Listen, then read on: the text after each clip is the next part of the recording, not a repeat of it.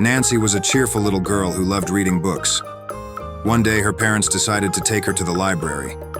Nancy was excited when she saw all the colorful storybooks.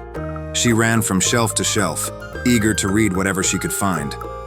Mom, Dad, can you please read me this story? And this one too? Nancy, let's choose a few books to take home. We can read them together later.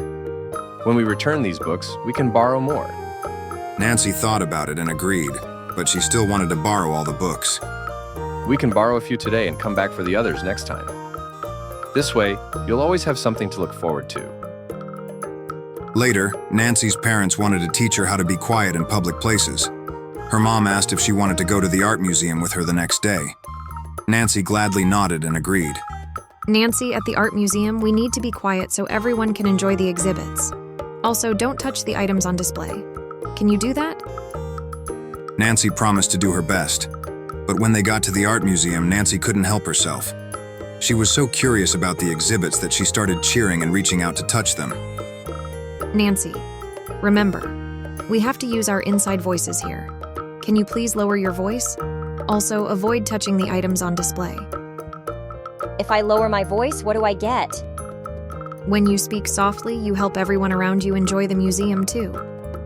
But why can't I touch the things on display? The exhibits are very special, and some are very old. If we touch them, they might get damaged, and then other people won't be able to enjoy them. So it's important to look, but not touch. Nancy understood and worked hard to speak quietly while enjoying the museum without disturbing others. Nancy, you did much better today than the last time we went to the library.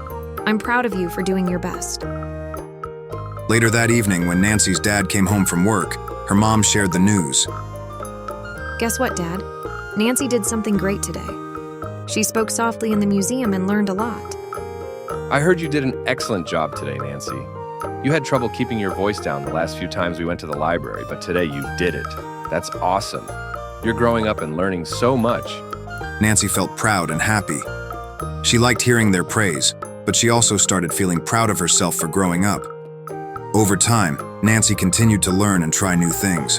Her parents always praised her efforts, not just her successes. Nancy continued to grow, always knowing that her mom and dad were there to support her every step of the way.